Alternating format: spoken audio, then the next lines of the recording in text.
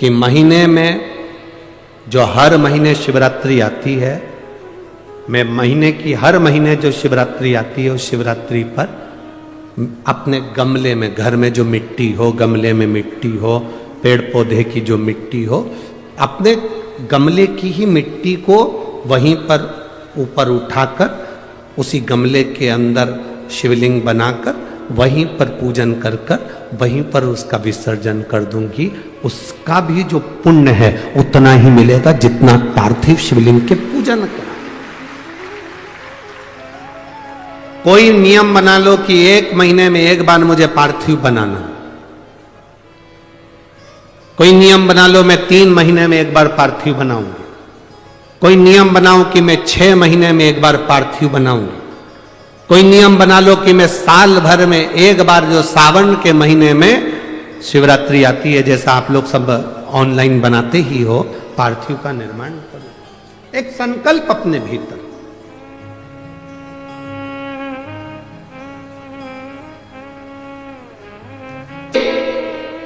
पार्थिव शिवलिंग का निर्माण करना। पार्थिव शिवलिंग जानते हो ना सब लोग? जम के तो बोलो जरा, जानते हो ना सब? मिट्टी का पार्थिव शिवलिंग का निर्माण जब हम करते हैं तो दुनिया के लोगों को लगता है कि हमने शिवलिंग बनाया,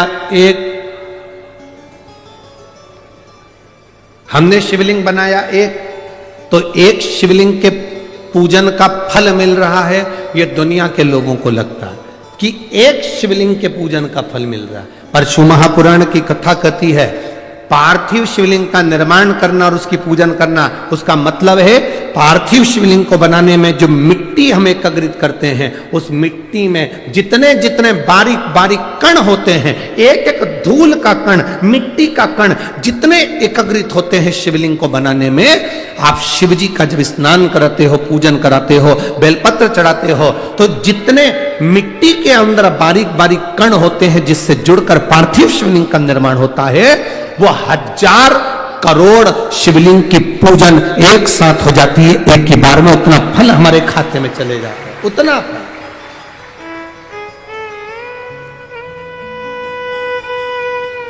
एक पार्थिव शिवलिंग का निर्माण करना मतलब लाखों शंकर भगवान के स्वरूप की पूजन करना। एक पार्थिव शिवलिंग का निर्माण।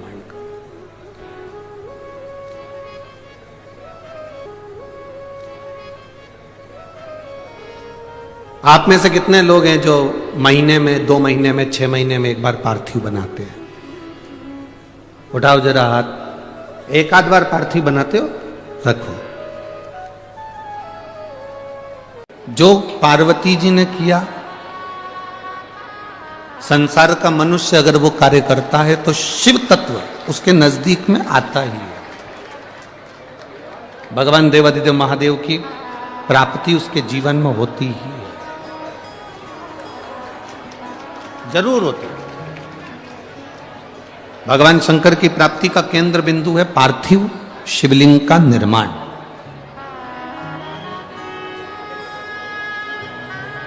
माता सती के, माता पार्वती जी के जितने जन्म हुए, माता पार्वती जी के जितने अवतार हुए, प्रत्येक जन्म में, प्रत्येक अवतार में माता पार्वती जी ने, माता सती ने अपने प्रत्येक जन्म में शंकर के पार्थिव शिवलिंग का पूजन करा और उसका निर्माण करा और उसका पूजन नित्य करा।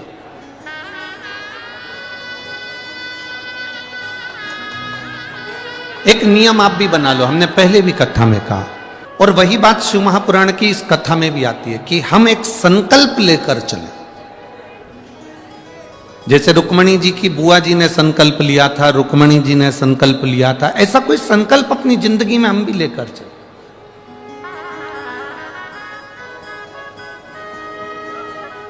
बचपन में बच्चे के पांव चंचल होते हैं, बोलो सही है कि गलत है? जितने बैठे हो सब बोलो सही है।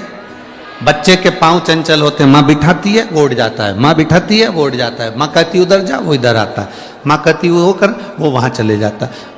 बचपन में बच्चे के पांव चंचल होते हैं, जवानी में व्यक्ति का रोम रोम चंचल होता है। बचपन में पांव चंचल है, जवानी में रोम रोम चंचल है, और बुढ़ापा जब आता है तो उस बुढ़ापे में व्यक्ति की जीवान चंचल हो जाती है। जब बुढ़ापा आता है तो व्यक्ति की जिह्वा चंचल हो जाती है।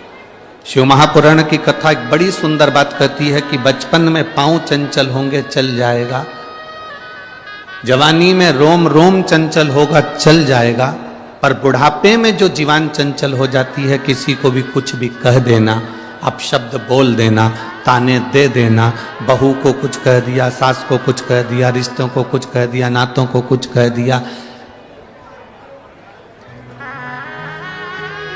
बुढ़ापे में क्या तुम्हारे पास में हो कि तुम्हारे को तुम्हारे घर के बच्चे तुम्हें पूछेंगे? बुढ़ापे में वो कौन सी दौलत तुम्हारे पास में होना चाहिए कि तुम्हारी बहुएं तुम्हें पूछेंगी? बुढ़ापे में वो कौन सी दौलत तुम्हारे पास में होना चाहिए कि तुम्हारे रिश्तेदार भी तुमको सम्मान देंगे? बुढ़ापे में वो कौन सी दौलत तुम्हारे पास में होना चाहिए कि तुम्हारी समाज के लोग भी तुम्हारा सम्मान करेंगे?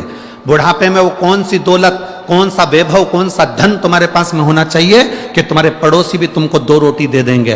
बुढ़ापे का परम धन है, बुढ़ापे की परम दौलत है तुम्हारा मौन रहना, चुप रहना। जितने चुप रहोगे उतने पूजे जाओगे। पर हमारी आदत बड़ी बुरी है ना महाराज जी, हम खाए बिना रह जाएं। पर ये देखो, मैं तो बोला ही नहीं, उससे पहले तुम बोल दिए। दिक्कत तो यही है ना, तकलीफ तो यही अड़ी पुड़ी है कि खाया बिना रह जाऊं पर बोला बिना नहीं रह सकती। मैं बोलूंगी तो सर। और पुरुष जो होते हैं ना, ये मेरे जितने जीजा बैठे हैं ना, ये पुरुष तो एक बार सोच लेते हैं हाँ क्या बोलना जान दे, पर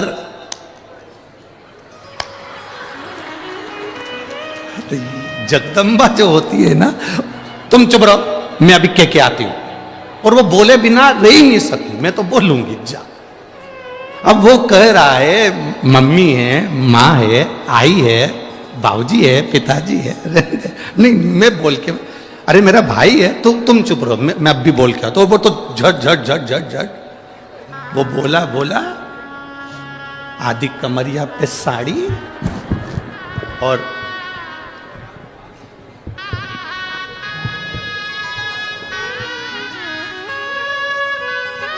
वो बोला तो बोला, और बोलने के बाद में वो माइक भी बोल रहा है। केवल 6 वर्ष की रुक्मिणी और अपने पिता राजा भीष्मक के साथ में सिंहासन पर बैठ जाती थी। केवल 6 वर्ष की। और माता रुक्मिणी जी की बड़ी सुंदर एक चोटी, जिसमें सुंदर फुंदे लगे हुए हैं, कानों में कर्ण फूल है, गले में हंसली पहनी हुई,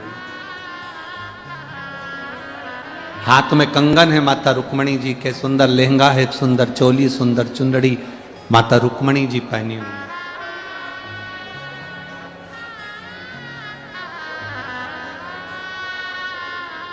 कौंडल्यपुर की रहने वाली, विदर्भ की पवित्र भूमि पर निवास करने वाली माता रुक्मिणी जी पूरे कौंडल्यपुर में एक शोभायमान है।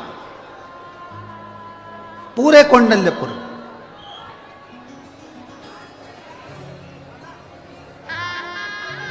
उनकी छटा विरल। 6 वर्ष की दौड़कर अपने पिताजी के सिंहासन पर चढ़कर बैठ जाती। पिताजी उनको गोदी में बिठा लेते और निर्णय देना प्रारंभ कर देते। अब जितने भी वहां पर लोग आते, जो सभा में जितने भी आते, राजा भीष्मक की सभा में जितने भी बैठते, उनसे जब बात चालू होती तो बात चलते चलते चलते चलते थोड़ी थोड़ी देर में जितनी भी बात निकलती वो भगवान कृष्ण की निकल जाती। थोड़ी थोड़ी देर में बात निकलती और भगवान कृष्ण की बात चालू हो जाती।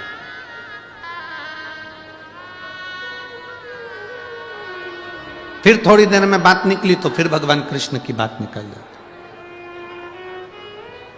अब जो भगवान कृष्ण की बात निकलती कि भगवान कृष्ण ने पूतना को मार दिया, भगवान कृष्ण ने तृणावत को मार दिया, भगवान कृष्ण ने अगासुर बकासुर को मार दिया, भगवान कृष्ण ने ये कर दिया, वो जो संवाद था वो रुक्मणी जी के कानों में चले जाता था। वो जो संवाद था वो रुक्मणी जी के कानों में बार बार जा रहा है, रुक्मणी जी के कर्णों में वो संवाद जा रहा है कि भगवान कृष्ण ने ये करा, भगवान कृष्ण ने वो करा, भगवान कृष्ण ने ये लीला करी, भगवान कृष्ण ने वो लीला करी। रुक्मणी जी के दिल में भगवान कृष्ण के प्रति प्रेम जागृत हो गया।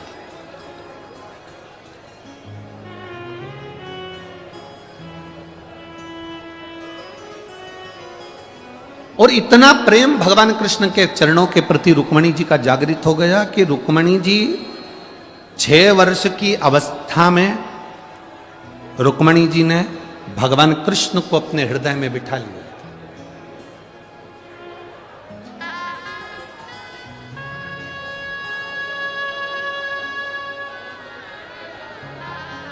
आज आप लोगों से एक बात पूछें, सब उत्तर दोगे क्या? बोलो बोलो, जम के बोलो, दोगे? रुक्मणी जी का विवाह भगवान कृष्ण के साथ कितनी बार हुआ?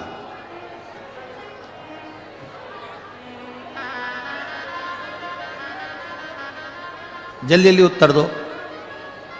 रुक्मणी जी का विवाह भगवान कृष्ण के साथ कितनी बार हुआ? शिव महापुराण की कथा वर्णन करती है कि भगवान कृष्ण के साथ रुक्मणी जी का विवाह 4 बार हुआ है। कितनी बार हुआ है? 4 बार। और आप विदर्भ के रहने वाले हो, आपको यह बात मालूम होना चाहिए कि रुक्मणी जी का विवाह भगवान कृष्ण के साथ कितनी बार हुआ? कितनी बार हुआ? 4 बार। पहला, रुक्मणी जी जब 6 वर्ष की थी,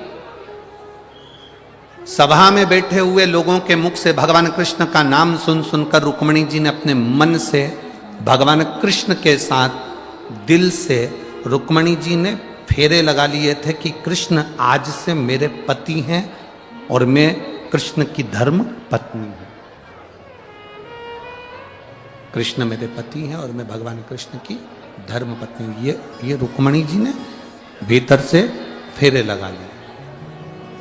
6 वर्ष की अवस्था में रुक्मणी जी भगवान कृष्ण को अपना पति बना लिया। इसको कहते हैं मानसिक विवाह, जो मन से करा गया। दूसरे नंबर का विवाह रुक्मणी जी ने जब पत्र लिखा, उस पत्र में 7 श्लोक लिखे। कितने श्लोक थे? 7। पत्र में 7 श्लोक लिखे। हर श्लोक को लिखते समय रुक्मणी जी ने अपनी बुद्धि से भगवान कृष्ण के साथ फेरे लगा लिए। पहला श्लोक लिखा रुक्मणी जी ने और कह दिया, मैं कृष्ण तुम्हारे को समर्पित हूं, मैं तुम्हें पाना चाहती हूं। 7 श्लोक से रुक्मणी जी ने भगवान कृष्ण से बुद्धि की भावर लगा ली। ये दूसरा विवाह हो। और जितने लोग आस्था सेन चैनल पर सुन रहे हैं, बड़े ध्यान से सुनना। रुक्मणी जी का तीसरा विवाह जगदम्बा के मंदिर से, जब रुक्मणी जी श्रृंगार कर कर जगदम्बा के मंदिर पर आई और भगवान कृष्ण उनको लेकर भागे, ये राक्षसी विवाह भगवान कृष्ण का रुक्मणी जी के साथ तीसरा विवाह हुआ।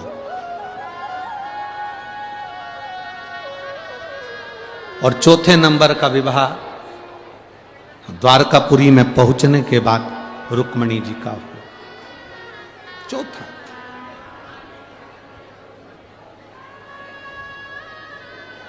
अर्थात रुक्मणी जी का चरित्र कह रहा है, रुक्मणी जी का संवाद कह रहा है कि बचपन रुक्मणी जी ने भगवान को दे दिया, जवानी रुक्मणी जी ने भगवान को दे दी, अधेड़ी रुक्मणी जी ने भगवान को दे दी और वृद्धावस्था रुक्मणी जी ने भगवान को दे दी। 4 विवाह से मतलब है कि बचपन, जवानी, अधेड़ी और बुढ़ापा चारों की चारों भगवान कृष्ण के भरोसे पर छोड़ दिया। और बचपन खेल में खोया, जवानी नींद भर सोया, बुढ़ापा देख कर रोया, सिराने मौत हंसती। बचपन गया, जवानी गई भोग विलास में, अधेड़ी चली गई कमाने में, केवल एक बुढ़ापा बचा है। और वो भी अंतिम समय में कैसे भजन हो पाएगा? इस व्यासपीठ से पहले भी निवेदन कर, आज फिर आप लोगों से निवेदन करते हैं, फिर प्रार्थना करते हैं। एक भिखारी तुम्हारे दरवाजे पर मांगने आता है, मांगता है, तुम्हारे दरवाजे के बाहर जाकर रोटी पेट भर कर खाता। बोलो खाता है कि नहीं खाता? तुम दिन रात मेहनत करते हो, दिन रात दुकान पर काम करते हो, दिन रात फैक्ट्री में लगे रहते हो, दिन रात कमाने में लगे रहते हो, उसके बाद भी तुम समय पर भोजन नहीं कर पाते। पर भिखारी भीख मांगने के बाद भी समय पर भोजन कर लेता है, पर अच्छा सेठ भी समय पर भोजन नहीं कर पाता है।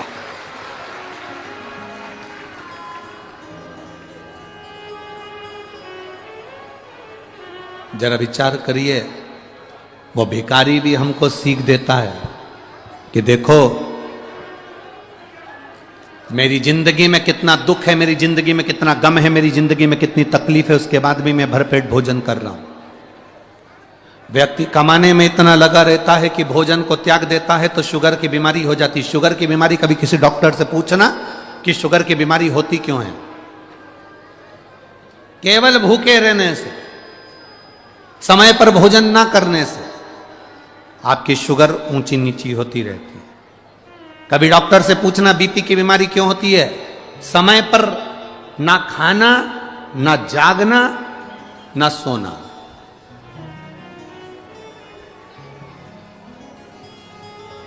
दुनिया का सबसे सुखी व्यक्ति कौन है? दुनिया का सबसे बड़ा करोड़पति कौन है? दुनिया का सबसे बड़ा सेठ कौन है? जिसके सोने वाले कमरे में, जिसके शयन कक्ष में, जिसके कमरे के अंदर, जिसके पलंग के पास में कोई दवाई या गोली नहीं है, वो दुनिया का सबसे बड़ा सेठ है। सोने से पहले 4 गोलियां खाना पड़ रही है। सोने से पहले नींद की गोली, बीपी की गोली, शुगर की गोली, इसकी गोली, उसकी गोली, रोज सोने से पहले 4 गोलियां खाना पड़ रही है। तो दुनिया के आप कितना भी आपने धन कमाया है, पर आप सेठ नहीं कहलाओगे। आप सेठ नहीं कहला सकते, क्योंकि प्रथम सुख निरोगी काया, द्वितीय सुख घर में माया। दुनिया का सबसे बड़ा सेठ वो है आपके पलंग के पास कोई दवाई नहीं, कोई गोली नहीं, सवेरे उठते हो आराम से, सोते भी आराम से हो, बस बिना गोली के भी आराम से मोबाइल बंद करा, सोए और नींद आ गई, समझ लेना कि दुनिया के सबसे बड़े सेठ तुम हो। तुम सो रहे हो, रात भर तुम्हारा दिमाग काम कर रहा है, रात भर वहां से पैसा आया कि नहीं आया, फैक्ट्री में काम हुआ कि नहीं हुआ, उसने ये काम करा कि नहीं करा, वहां से आने वाला था वो आया कि नहीं आया, उसने ये करा कि नहीं करा, रात भर जाग रहे हो, दिमाग तुम्हारा रात भर चल रहा है, तो तुम सेठ नहीं कहला सकते। फुल एंजॉय की जिंदगी जियो रे भाई। कोई भरोसा नहीं है कि अगला जन्म तुम्हारा कौन सा होगा और हमारा कौन सा होगा, किसको मालूम। फुल एंजॉय की जिंदगी जियो। भगवान ने जो दिया है उसको इतने खुश होकर जियो। अगर कम मिला, कम में जिंदगी अच्छी जियो, ज्यादा मिला, ज्यादा में जिंदगी अच्छी जियो। जैसा मिला, एक 10,000 रुपये महीना कमाने वाला भी अपनी पत्नी को रोज घुमाने चले जाता है। 10,000 रुपये कमाने वाला भी अपने पत्नी और बच्चों के साथ खिलखिला के हंस लेता है। और 1 करोड़ रुपए कमाने वाला भी दिन भर मुसद्दी लाल जैसा बैठा रहता है। काय की जिंदगी जीना? फिर फुल एंजॉय की जिंदगी जी। जो परमात्मा ने दिया कम नहीं दिया, जैसा दिया बहुत अच्छा दिया। घर में ऐसे रहो कि जैसे शंकर पार्वती रहते थे। शिव जी के परिवार में किसी देवता का परिवार निकाल कर बताओ, 33 कोटि देवी देवताओं के परिवार में बता दो कि पूरा परिवार किसी के साथ में हो। भगवान विष्णु और लक्ष्मी जी साथ में मिलेंगे, परंतु उनके बच्चे साथ में नहीं मिलेंगे। ब्रह्मा ब्रह्माणी साथ में मिलेंगे, पर उनके बच्चे साथ में नहीं मिलेंगे। इंद्र इंद्राणी मिलेंगे, पर उनके बच्चे साथ में नहीं मिलेंगे। आप किसी 33 कोटि देवी देवताओं की लिस्ट निकाल कर देख लो, किसी के देवताओं के बच्चे उनके साथ में नहीं है। केवल एक देवाधिदेव महादेव हैं जिनके बच्चे गणेश, कार्तिकेय, अशोक सुंदरी, जया, विषहरा, शामली बारी, दौतली, देव, शंकर भगवान का पूरा खानदान उनके साथ में है। क्योंकि शिव प्रेरणा देते हैं कि अपने परिवार के साथ फुल एंजॉय की जिंदगी जियो, भले कैलाश पर्वत पर रहो चाहे कहीं पर भी रहो।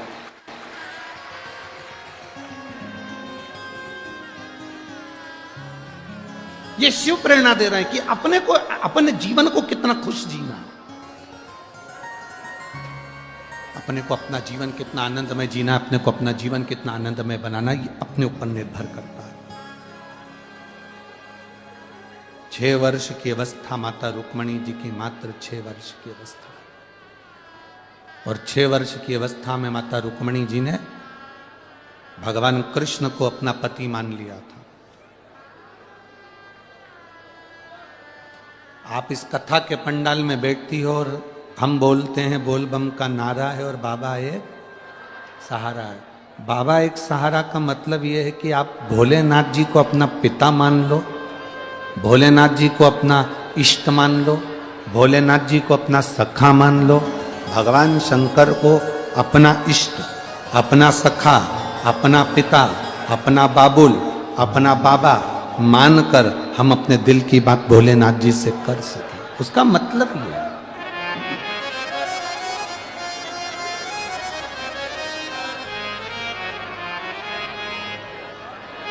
शिव कथा कह रहे भगवान शंकर का संवाद है, एक संबंध आप परमात्मा से जोड़ दो, एक संबंध।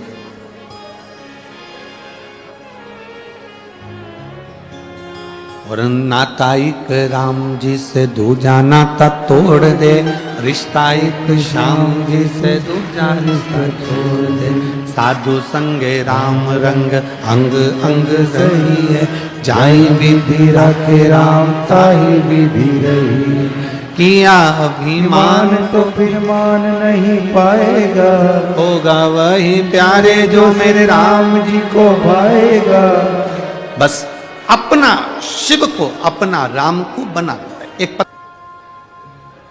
एक दिन रुक्मणी जी 6 वर्ष की अवस्था में रुक्मणी जी ने जो भगवान कृष्ण को अपना बना लिया,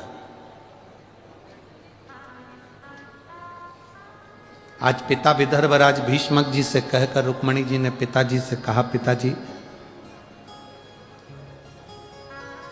मेरे दादा परदादा शिव की भक्ति में डूबे रहे हैं,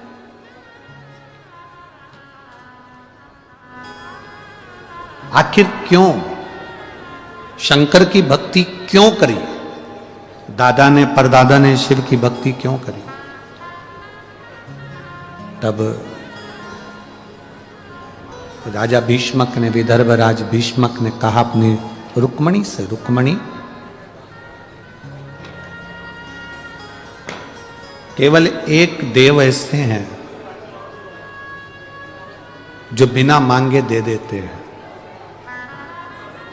किसी भी देवता के आगे जाकर झोली फैलाना पड़ती है और कहना पड़ता है कि हमको ये दे दो, पर केवल वो कहते हैं ना, मांग कर जो देता है वो देव कहलाता है, जो बिना मांगे दे देता है वो महादेव कहलाता है। बिना मांगे देते हैं वो, बिना मांगे, कुछ मांगने की जरूरत नहीं पड़ती। आप में से इतने सारे भक्त लोग शंकर की उदारता वाले सब यहाँ पधारे हो, शिव महापुराण की कथा सुनने के लिए आए हो, वो बिना मांगे क्या देगा तुमको, तुम्हें नहीं मालूम पड़ेगा। तुम तो आ गए, यहां तक पहुंच गए, फिर मर्जी उसकी है।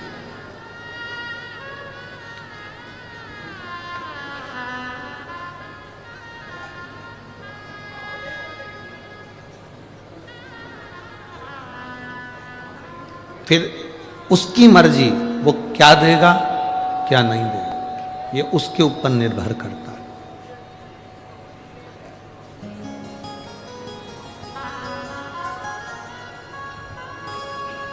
आप तो केवल बैठकर श्री शिवाय नमस्तुभ्यम उसको जप लो, उस उसका भजन कर लो, उसका कीर्तन कर लो, उसका मंत्र जाप करो।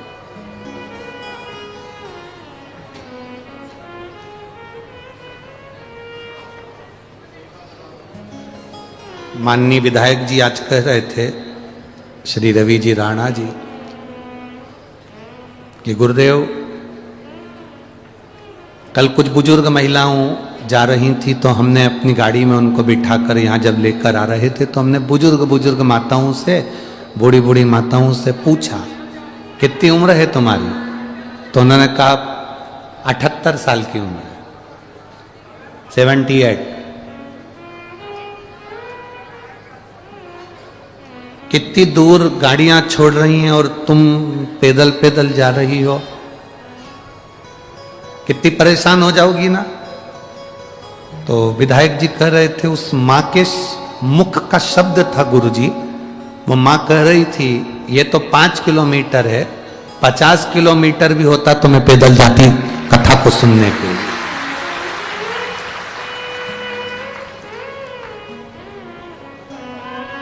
माननीय विधायक महोदय रवि जी राणा जी कह रहे थे, उसके चेहरे का तेज कह रहा था गुरुदेव कि उसके अंदर कितना बल है शिव के प्रति, कितना बल।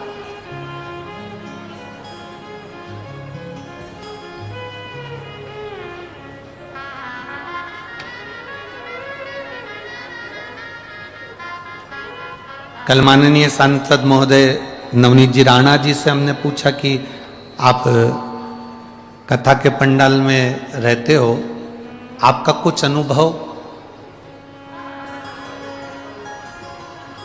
आपका कुछ अनुभव। माननीय सांसद महोदय श्रीमती नवनीत जी राणा जी कह रही थी कि गुरुजी 2 दिन से मैं भोजनशाला में जब भोजन बनाने के लिए जाती हूँ, रोटी बनाने के लिए सबके साथ बैठकर जब रोटी बनाती हूँ, उस समय पर ऐसा महसूस होता है कि वो रोटी किसी व्यक्ति के लिए नहीं बन रही है, वो रोटी स्वयं देव अधिदेव महादेव के लिए बन रही है। ये अनुभव है भीतर का, ये भीतर का अनुभव।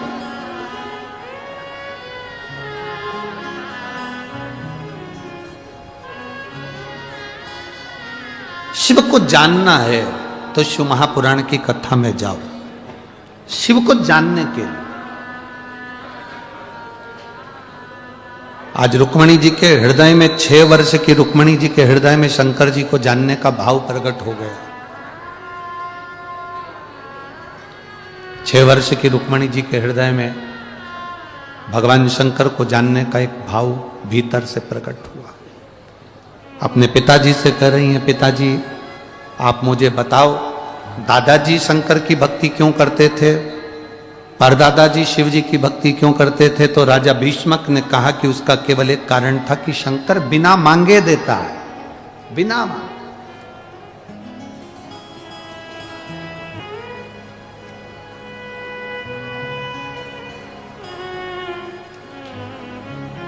पीछे की एलईडियां चालू करवाइए उस वाले पंडालों की, और पीछे की आवाज भी बढ़ाइए। शिव बिना मांगे दे देने वाला, भगवान शंकर के दरवाजे पर जाकर मांगना नहीं पड़ता, वो स्वयं दे देता, स्वयं।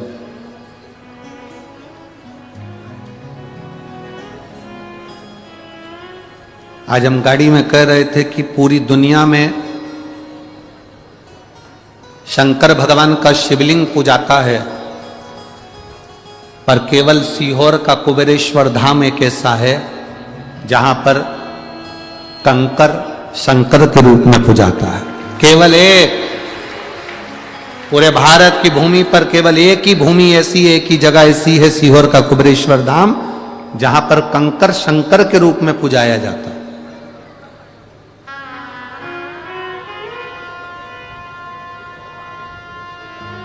शिव तत्व को जानने का मौका मिला है हमको, हमें शिव को पहचानने का मौका मिला। रुक्मणी जी कह रही हैं आप बताओ, तो राजा भीष्मक ने कहा कि शिव जी से कुछ मांगना नहीं पड़ता, भोलेनाथ जी सब दे देते हैं, सब। भगवान देव अधिदेव महादेव सब दे देते हैं। अब रुक्मणी जी के अंदर खलबली उत्पन्न होने लगी, रुक्मणी जी के भीतर एक शिव जी से मिलने की और भगवान कृष्ण को पाने की एक भीतर से उमंग जागृत हो गई।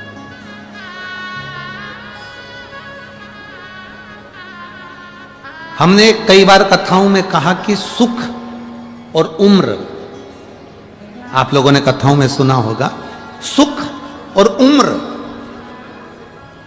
इन दोनों की हमेशा दुश्मनी रही है, इन दोनों की आपस में बनी नहीं। किस किस चीज की नहीं बनी? बोलो बोलो, जम के बोलो जरा। सुख और उम्र, उम्र मतलब हमारी आयु, उम्र, इन दोनों की कभी नहीं बनी। आपस में इन दोनों का झगड़ा है, इन दोनों की अंटी रहती है, हमेशा दुश्मनी रहती है। किस किस चीज की? बोलते जाओ, जम के बोलो जरा। सुख और उम्र।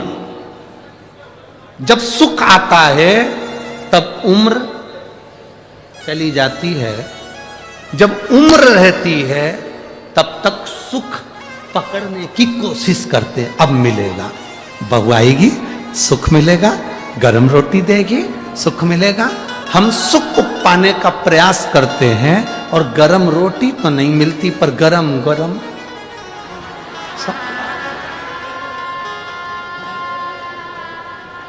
सुख और उम्र की हमेशा झगड़ा रहा है। सुख और उम्र का कभी नहीं बना, सुख और उम्र में आपस में कभी संबंध अच्छे नहीं रहे। जब व्यक्ति की उम्र निकलती है तब उससे सुख मिलना प्रारंभ होता है, और वो थोड़ा सा समय 30, 35, 20, 25, 30 साल पूरी जिंदगी संघर्ष में निकल गई, सुख पाने में निकल गई, पूरी जिंदगी कमाने में निकल गई, और सुख का समय जब आया तो मालूम पड़े सीता। सुख और उम्र दोनों विपरीत, दोनों।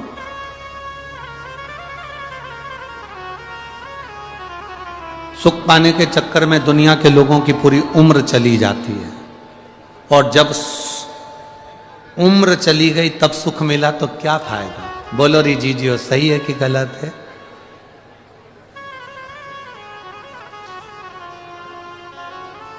शादी करके नए नए आए थे,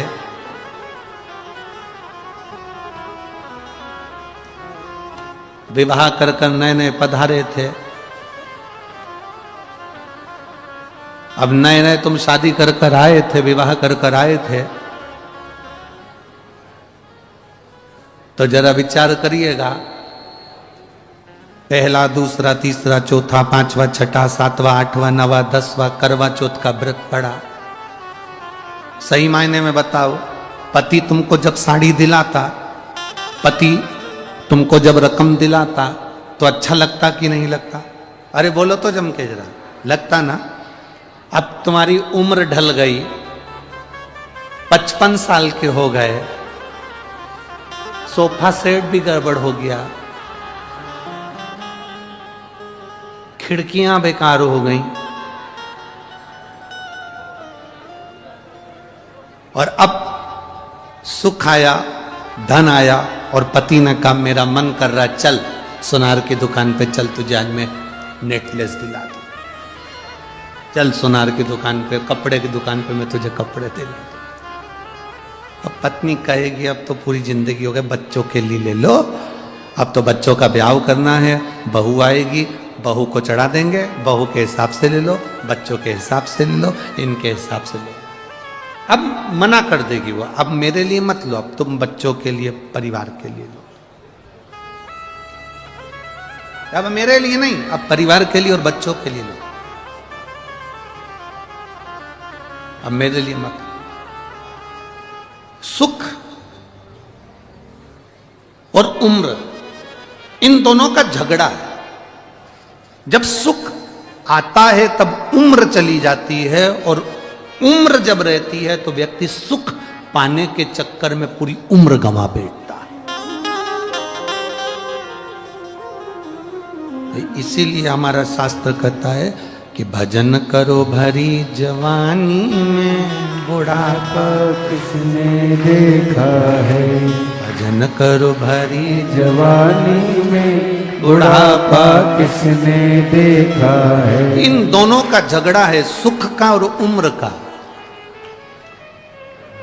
रुक्मणी जी ने अपने उस जीवन को, रुक्मणी जी ने अपने उस चरित्र को आनंदित करा, और रुक्मणी जी ने उस चरित्र को जब आनंदित करा तो रुक्मणी जी ने तुरंत राजा भीष्मक से कहा, अपने पिताजी से, राजा भीष्मक से रुक्मणी जी कह रही हैं कि पिताजी आप मुझे बताएं कि शंकर भगवान की आराधना का फल क्या है, भगवान शिव की भक्ति का फल क्या है, शंकर के पूजन का फल क्या है, शिवलिंग निर्माण का फल क्या है, शंकर के शिवलिंग की आराधना का फल क्या है, भगवान शंकर के गुणगान का फल क्या है, भगवान शिव की अविरल भक्ति का फल क्या है, अब आप मुझे बताएं, ये मुझे सिद्ध करें।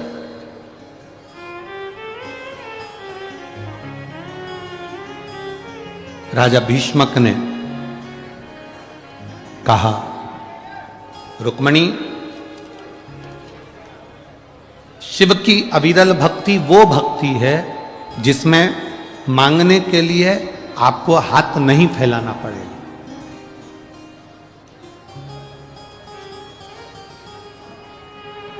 सारी समस्या का हल एक लोटा जल। सब कुछ मिल सकता है, सब कुछ। दुनिया का ऐसा कोई कार्य नहीं, दुनिया का ऐसा कोई भाव नहीं। गला पकड़ रहा है, परसों जैसा कल जैसा कर दो साउंड को। दुनिया का कोई ऐसा सुख नहीं है जो शिव की भक्ति से नहीं मिल सकता।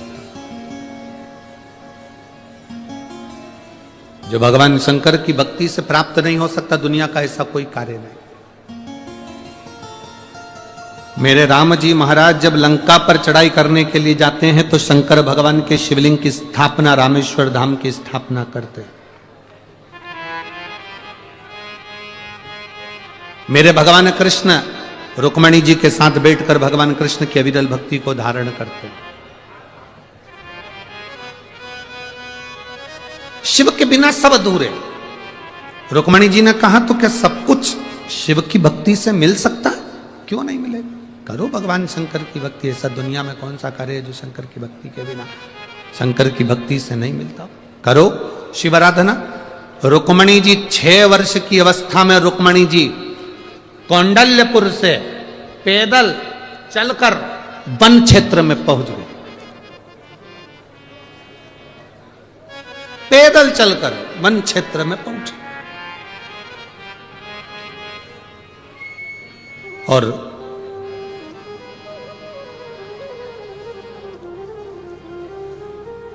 आज रुक्मणी जी ने विचार कर लिया कि अब तो मुझे शंकर के शिवलिंग की आराधना करना है, पूजन करना है। स्कंद पुराण में विदर्भ के अम्बेश्वर मंदिर का वर्णन आता है, अम्बेश्वर शिवलिंग का। जैसे अपन ने विदर्भ खंड को अगर पढ़ते हैं तो विदर्भ को अगर हम पढ़ते हैं तो विदर्भ को पढ़ने में कौंडल्यपुर का वर्णन आता है। आपको कुंडेश्वर महादेव का वर्णन अपन ने स्मरण किया। फिर अपन ने कथा में तपवनेश्वर महादेव का स्मरण करा। उसी तरह तीसरा जो वर्णन आया है अम्बेश्वर महादेव, जहां पर माता रुक्मणी स्वयं वन क्षेत्र में आ गई। कौंडल्यपुर को छोड़कर मां दौड़ती स्मरण करती अपनी सखियों के साथ वन क्षेत्र में पहुंच गई।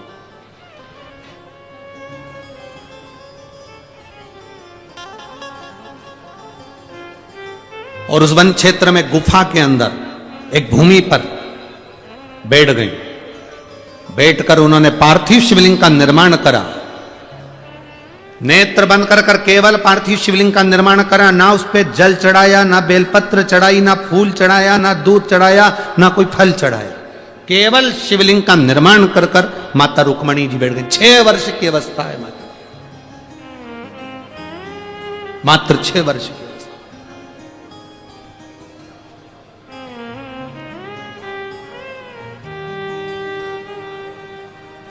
गुफाओं का मार्ग, वन क्षेत्र पूर्ण तरह से वन में ढका हुआ, भयंकर हिंसक पशु पक्षी, और मां बैठी है रुक्मणी 6 वर्ष की अवस्था। जैसे माता पार्वती जी ने तप किया था शिव जी को प्राप्त करने के लिए, रुक्मणी जी ने तप किया भगवान कृष्ण को प्राप्त करने के लिए, और वो भी शंकर का तप किया,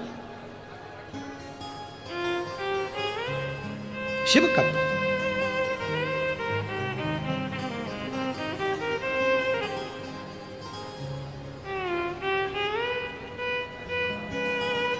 पिता विदर्भराज को मालूम पड़ा, राजा भीष्मक को मालूम पड़ा मेरी बेटी घर से गई है, सखियों के साथ वन क्षेत्र में गई है, ढूंढने के लिए निकल गए।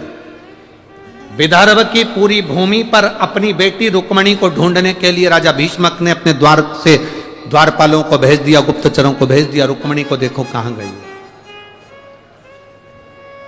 रुक्मणी गई कहां है, जरा पता करो, देख कर आओ। पूरा विदर्भ छाना, विदर्भ के जहां विराम हो रहा था उस स्थान पर, वो कहते हैं भूमि का स्मरण अगर करेंगे अम्बेश्वर महादेव का, तो मोर्शी के पास में सालबर्डी,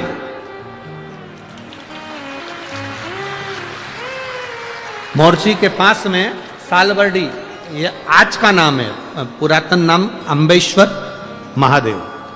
पुराना अगर स्मरण करेंगे तो वहां मोर्शी में ही पड़ेगा ना, मोर्शी के अंतर्गत ही आएगा।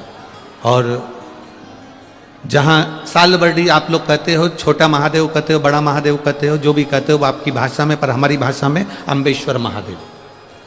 जिस कथा का नाम माननीय सांसद महोदय नवनीत जी राणा जी ने, श्री रवि जी राणा जी ने इस कथा का जो नाम लिया, अम्बेश्वर अम्बा, शिव महापुराण की कथा, इनका मूल लक्ष्य था कि पूरे विदर्भ क्षेत्र में, पूरे विदर्भ क्षेत्र में जो हमारे स्कंद पुराण में और हमारे शास्त्रों में जिन जिन शंकर के मंदिरों का, जो अम्बा महारानी का, और जो भगवान की अविरल भक्ति, जो विदर्भ राज भगवान शिव की भक्ति करे हैं, ऐसी मूल कथाओं का उद्देश्य रहे।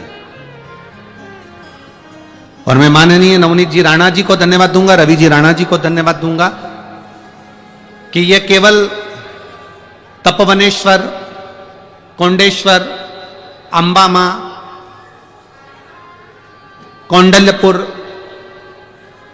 या मोर्शी के श्री अम्बेश्वर महादेव, ये केवल यहीं तक सीमित नहीं है। हमारे बीच में अयोध्या से, अवध भूमि से मेरे रामलला अयोध्या की, मेरे रामलला अयोध्या के जिस टेंट में रहते थे, उस टेंट में पूरा जीवन जिन्होंने रामलला की सेवा में और उनकी आराधना में, पूजन में लगाया, ऐसे परम पूज्य संत शिरोमणि पधारे हैं। एक बार जोरदार ताली बजाकर उनका स्वागत। 6 वर्ष की अवस्था में रुक्मणी जी अपने पिता से कहकर गई, बिना बताए नहीं गई, बिना बोले नहीं गई रुक्मणी, कहकर गई हैं, पिताजी मुझे शिव भक्ति को प्राप्त करना है, मुझे भगवान शंकर की अविरल भक्ति को धारण करना है, भगवान शंकर की भक्ति को प्राप्त करना है। पिताजी मैं वन क्षेत्र में जा रही हूं, आपने कहा कि शंकर की भक्ति करने वाला को मांगने की जरूरत नहीं पड़ती, मांग कर दे वो देव कहलाता है, जो बिना मांगे दे दे वो महादेव कहलाता है। तो मैं महादेव की भक्ति करने के लिए जा, इतने खुश हुए पिता। विदर्भराज भीष्मक अति प्रिय, प्रसन्न, बहुत प्रसन्न, उनकी प्रसन्नता का कोई अंत ही नहीं था।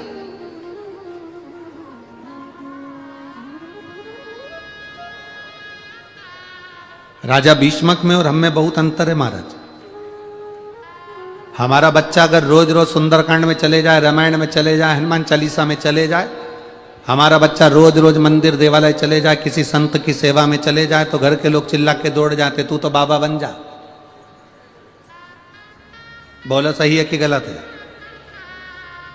हमारे यहां की बेटियां मंदिर तक जाएं तो लोग टांट मारने लगते हैं, ताने देने लगते हैं, कमेंट्स करने लगते हैं। आप रोज रोज अगर भगवान के मंदिर में जल चढ़ाने जाओगे तो लोग तुम्हें ताना दे देंगे, आ गई सीवर वाले महाराज की चेली। बोलो बोलते कि नहीं बोलते? तो लोगों का क्या है, वो तो कहते रहेंगे। दुनिया के लोगों को बुरा लगता है अगर आप भगवान के भजन की ओर आगे बढ़ते हैं तो, दुनिया के लोग। पर राजा भीष्मक को बड़ी प्रसन्नता हुई, बहुत प्रसन्न।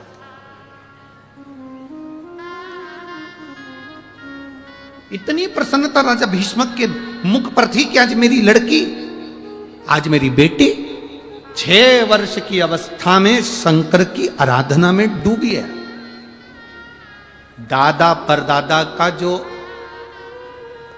क्रम था शंकर की आराधना का, वो मेरी बेटी भी कर रही है। अच्छा एक बात बताओ, तुम्हारे यहां पर हींग की डब्बी है क्या? अरे बोलो तो जम के, हींग रखते हो उस डब्बी में? एक काम करो, 8 महीने 10 महीने 1 साल हींग की डब्बी को खाली करके, धो के, साफ करके, अच्छे साबुन सरफ से धो के उसको बंद करके रख दो या खोल के रख दो। 1 साल के बाद उस हींग की डब्बी को सूंघ कर देखना, उसमें हींग की खुशबू आएगी कि नहीं आएगी? अरे बोलो तो, आएगी ना? हींग की डब्बी को खाली कर दिया, हींग की डब्बी को धो दिया, गर्म पानी से धो दिया, साबुन से धो दिया, सर्फ से धो दिया, तो भी हींग की खुशबू उस डब्बी में आती है। उसी तरह हमारे दादा परदादा, हमारे पूर्वज भगवान की भक्ति करते करते करते करते चले जाते हैं, तो वो अपनी भक्ति की सुगंध अपनी आने वाली पीढ़ी को छोड़ जाते हैं और वो सुगंध दिखती है, वो सुगंध नजर आती है।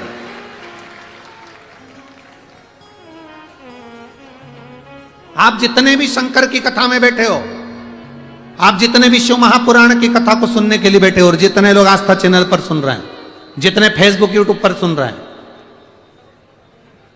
आप सब इत्र की अर्थात हींग की वो डब्बी हो जिसकी सुगंध नहीं गई। 84 लाख, वो कहे ना 83,99,999 योनि काटने के बाद ये 84 लाख भी योनि मिलती है। 83,99,999 योनि काटने के बाद ये योनि मिली, और उस योनि में भी आप शंकर की कथा सुन रहे हो, उस योनि में भी आप भगवान की भक्ति कर रहे हो, उस योनि में भी आप 1 लोटा जल शिव जी को समर्पित कर रहे हो, उस योनि में भी आप भगवान का भजन कर रहे हो। तो ये अंदाजा लगा कर रखना कि आप हींग की वो डब्बी हो जिसको इतने बार प्राण त्यागने के बाद भी शंकर की भक्ति तुम्हारे भीतर है, हींग की गंध तुम्हारे भीतर है। आज वो गंध समाप्त नहीं।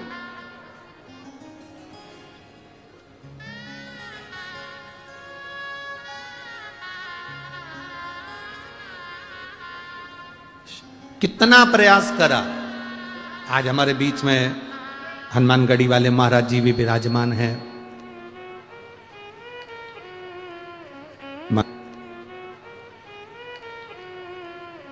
महंत श्री राजीव दास जी महाराज जी और रामभूमि जन्मभूमि से सत्येंद्र दास जी महाराज जी विराजमान हैं।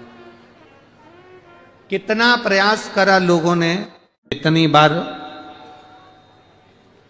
मंदिर नहीं, मंदिर गायब हो गया, दूसरा धर्म अपना स्थापित कर दिया उन्होंने, सब कुछ कर लिया, उसके बाद भी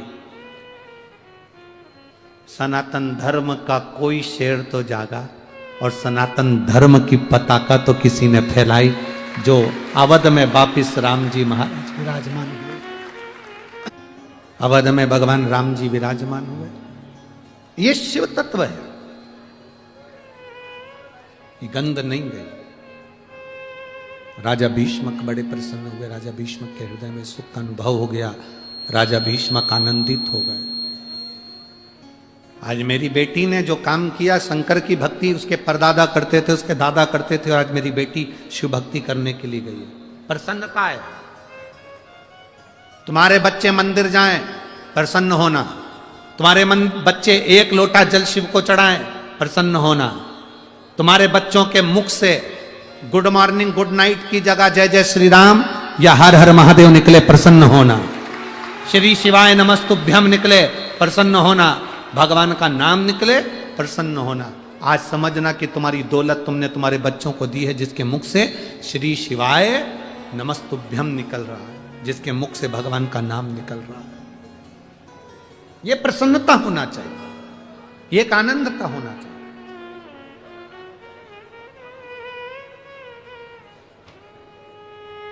बड़ी प्रसन्न थे राजा भीष्म,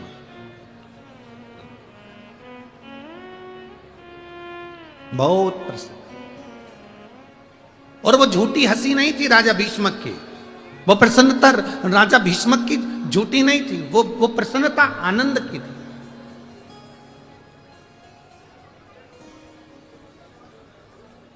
अच्छा एक बात बताओ, गिलास, तुम्हारा जो पानी का गिलास होता है वो थोड़ा सा फूटा है,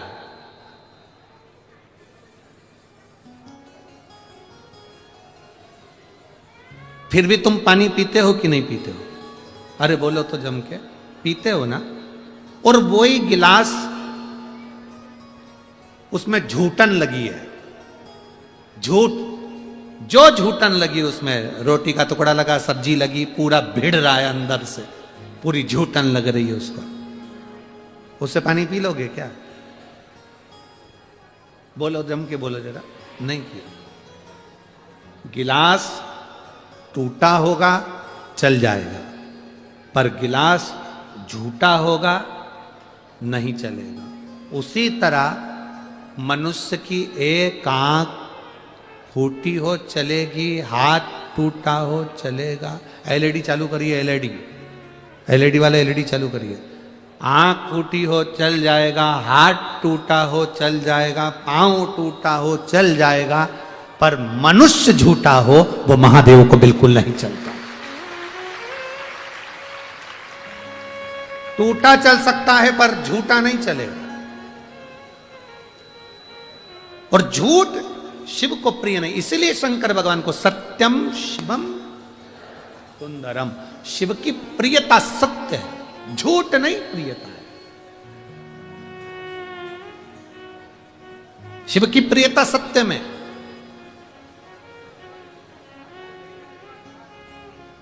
झूठ मेरे महादेव को प्रियता नहीं।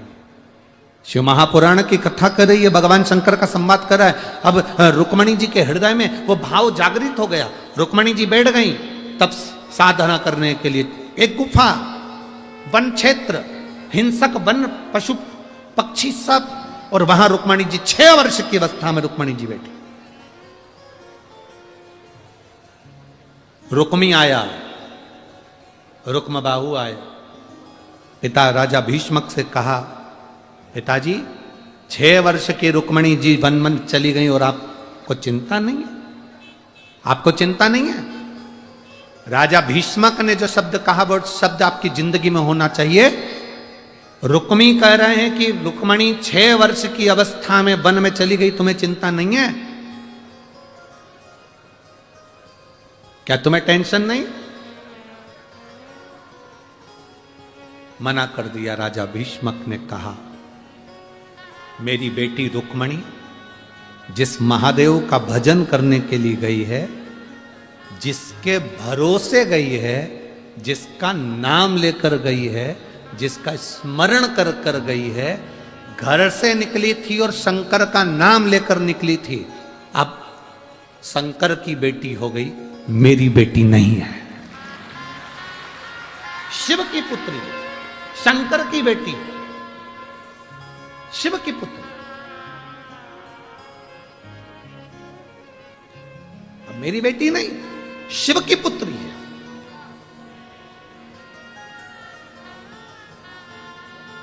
आप अपने घर से श्री शिवाय नमस्तुभ्यम कहकर निकलते हो, आप अपने घर से भगवान का नाम लेकर निकलते हो, आप अपने घर से हर हर महादेव कहकर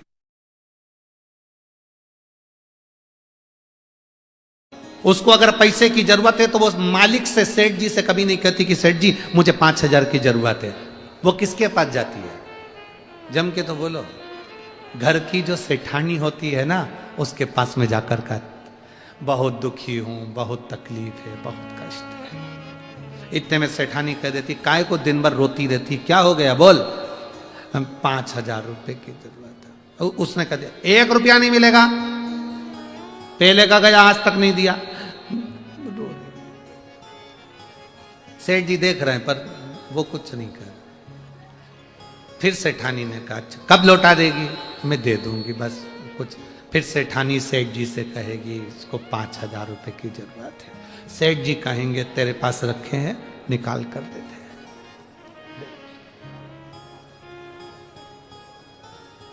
वृंदावन में जाते हो तो कृष्ण कृष्ण कहते हो कि राधे राधे कहते हो? जम के तो बोलो जरा, राधे राधे कहते हो। राधे राधे कहते हो तो वो कहना राधा राधा जब को चले आएंगे भी, स्वयं कृष्ण मिल जाते। अब यहां पर देवऋषि नारद ने कह दिया तुम अंबा का स्मरण करो, पार्वती का स्मरण करो। रुक्मणी जी ना पार्वती जी का स्मरण कैसे होता है? क्या करा जाए? बस 1 लोटा जल लो, शिव जी के शिवलिंग पे चढ़ाना प्रारंभ करो।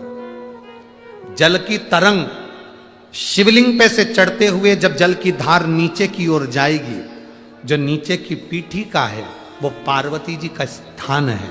इसलिए शंकर जी पे चढ़े हुए जल को जब पीठिका पर जाता है, बैठकी पर जब जाता है और वो जल जब नीचे बहता है तो लोग कहते हैं कि ऐसा 1 लोटा जल में है क्या जो शंकर प्रसन्न हो जाते हैं, खुश हो जाते हैं और लोगों की सुन लेते हैं। उसका कारण केवल इतना है, जब जल चढ़ता है वो नीचे पीठिका पर जाता है तो पार्वती जी शंकर जी से कहती है तुम्हारा भक्त आया है, खाली झोली लाया है, इसको भर दीजिए। वो पीठिका पर जा रहा है, वो जल नीचे की ओर जा रहा है।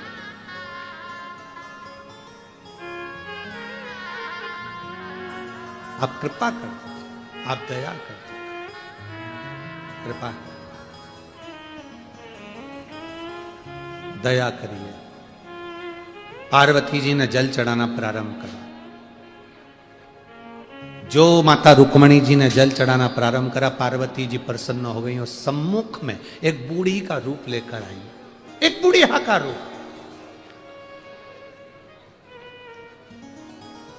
बेटी 6 साल की तेरी आयु, चल मैं तुझे घर छोड़ आती हूं। कहां की रहने वाली है? रुक्मणी जी ने तुरंत कहा मुझे घर नहीं जाना। कहां की रहने वाली है? रुक्मणी जी बोली मैं घर का पता भूल गई। इतने में पार्वती जी मुस्कुरा कर बोली पर मुझे मालूम है तू कुंडलपुर की रहने वाली है। और रुक्मणी जी ने मन में सोचा ये तो मेरे खानदान को भी जानती होगी। अब रुक्मणी जी जाने क्या, ये पार्वती मैया है, सबका इतिहास रखती है, सबका इतिहास रखती है। चल मैं तुझे छोड़कर आती हूं। ना ना ना मां मैं नहीं जाऊंगी। अरे उठ। रुक्मणी जी का हाथ माता पार्वती जी पकड़ लिए, हाथ पकड़कर उठाने लगी। ना ना ना ना ना मैं नहीं जाऊं, मैं नहीं जाऊं। 6 वर्ष की रुक्मणी जी नहीं जा, पड़ गए।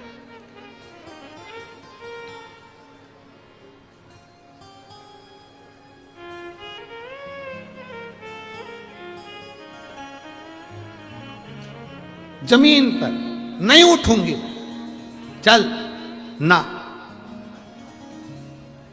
एक पत्ते के ऊपर जो शिवलिंग बनाया था रुक्मणी जी ने, उस पत्ते की नोक को पकड़कर बैठी।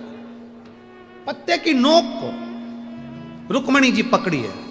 पार्वती जी हाथ पकड़ी रुक्मणी का, चल मैं तुझे तेरे घर कुंडलपुर छोड़कर। ना ना ना मैं नहीं जाऊंगा। हाथ पकड़ी, छूटता नहीं।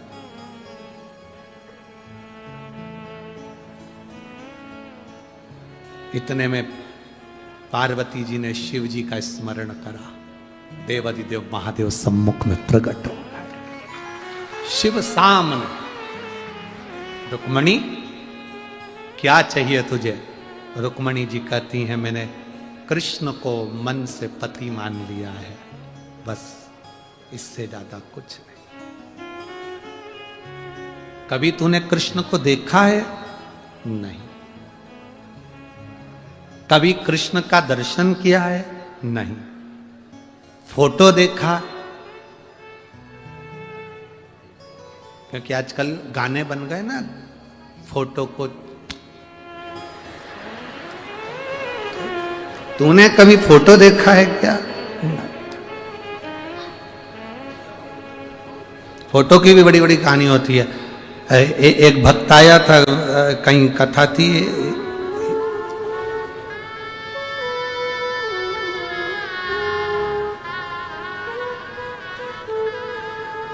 कौन सा गांव था, एक खंडवा के पास कथा करी थी, आप लोग पहुंचे भी होंगे कई लोग।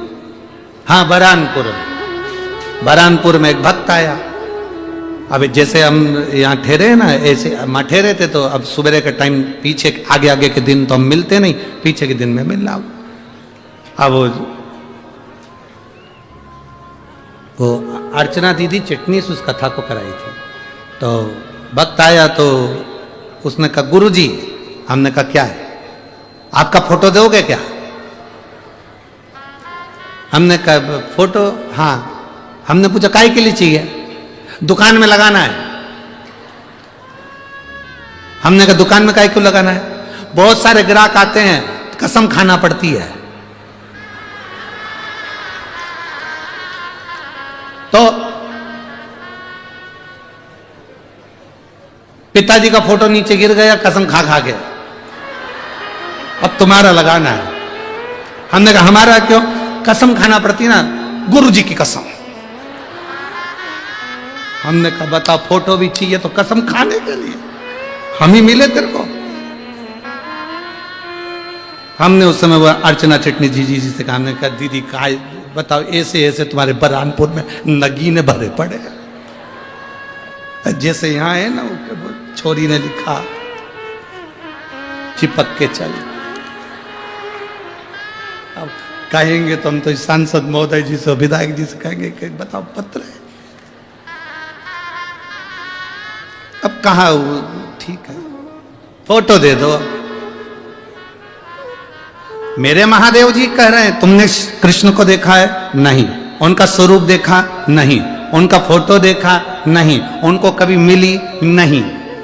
ना जी भर के देखा, ना कोई बात की, बड़ी आरज़ू थी मुलाकात की, बस एक बार उनके होना। क्या चाहिए? मुझे कृष्ण चाहिए। कृष्ण? हाँ।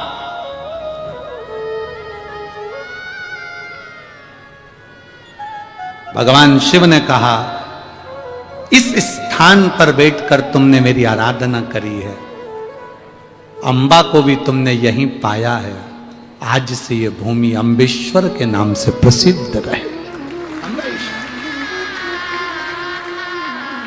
अब आप लोगों में से कोई गए हैं क्या वहां? कभी गए हो?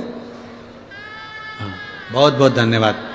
बाबा की कृपा बनी रहे। ऐसे तीर्थों में जैसे कुंडलपुर है, ऐसे हमारे आसपास के विदर्भ के जितने शिवालय, आनंदेश्वर हो चाहे गायत्रीश्वर हो, जो भी शिवलिंग हमारे विदर्भ की भूमि पर बने, वहां दर्शन के लिए जाते रहना चाहिए।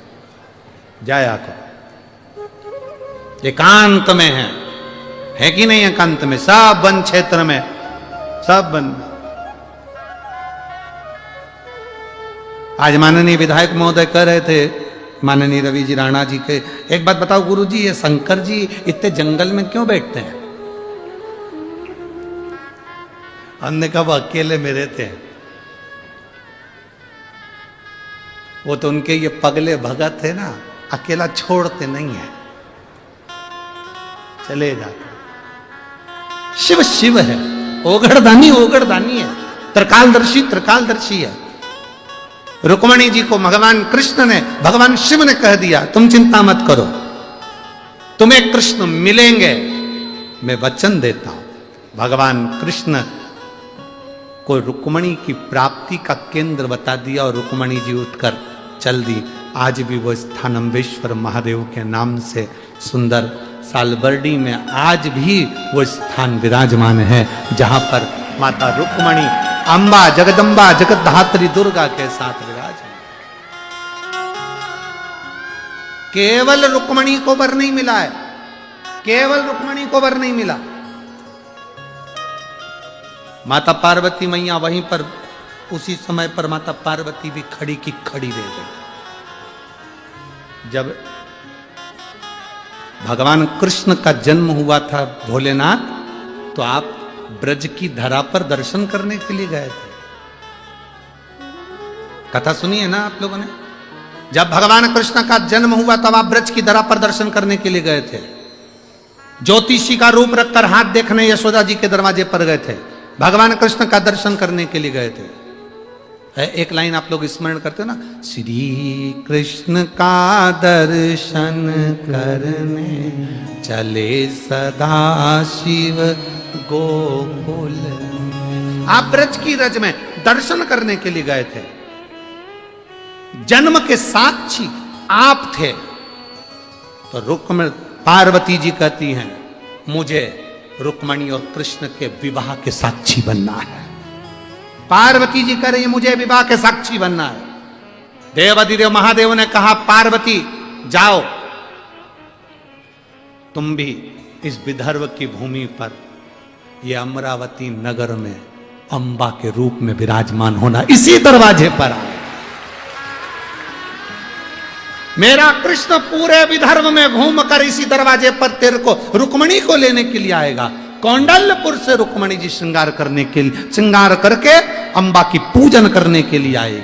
और अंबा की जब पूजन करने के लिए आएगी पार्वती, तेरी पूजन करने के लिए जब रुक्मणी आएगी, सबसे पहला दर्शन ए पार्वती, रुक्मणी को कृष्ण का सबसे पहला दर्शन पार्वती, तेरे गले में जो हसली पड़ी होगी, उस हसली में जो हीरा जड़ा होगा, उस हीरे में रुक्मणी कृष्ण का पहला दर्शन करेगी। पहला दर्शन। इसीलिए हमारे यहां भजन करते हैं ना, तो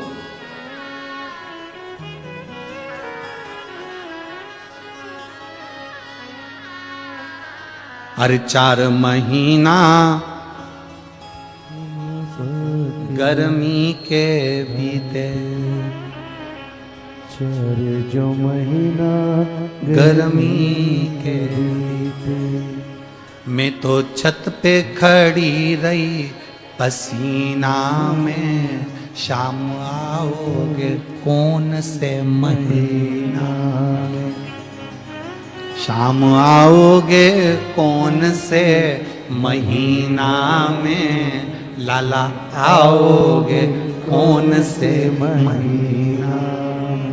4 महीना बारिश के बीते, मैं तो छत पे खड़ी रही पानी में, शाम आओगे कौन से महीना। प्रभु कौन से महीना में आओ। और जब भगवान कृष्ण यहां पार्वती जी को भी वर दिया। आप में से कितने लोग हैं जो अंबा जी का दर्शन करें इस पवित्र भूमि पर? मां अंबा की पवित्र भूमि अमरावती में आए हो तो दर्शन जरूर करिएगा। हर हर महादेव। दर्शन एक मूल है। दर्शन दर्शन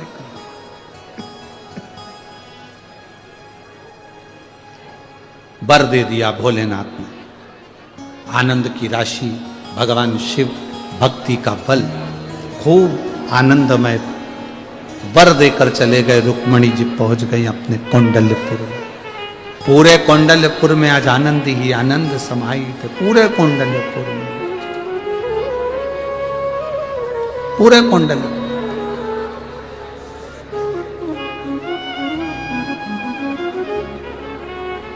जहां देखो वहां सुख ही सुख।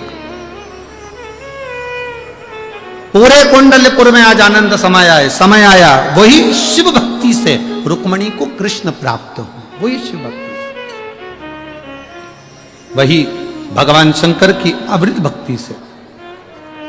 इसीलिए कहते हैं महाराज, होए सो कोई नहीं रे,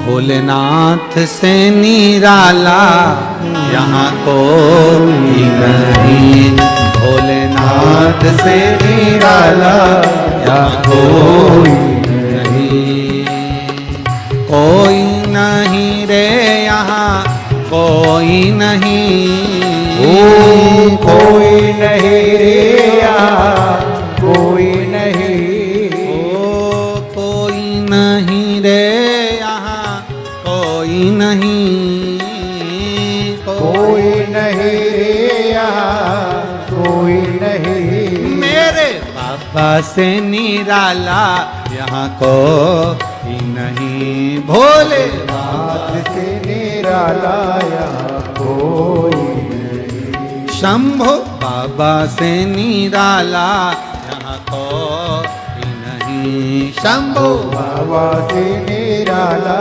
यहाँ कोई नहीं। आओ से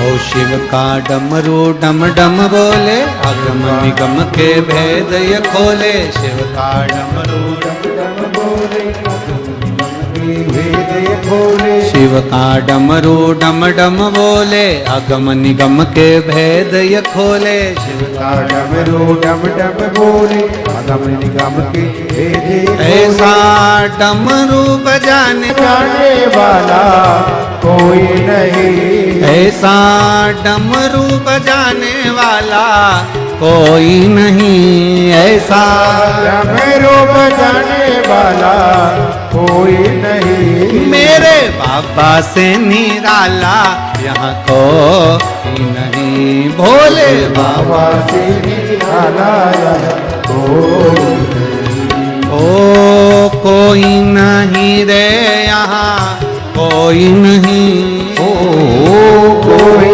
नहीं रे यहाँ कोई नहीं, कोई नहीं रे यहाँ कोई नहीं, कोई नहीं रे यहाँ कोई नहीं, भोले बाबा से निराला यहाँ कोई नहीं, भोले बाबा से निराला यहाँ कोई नहीं।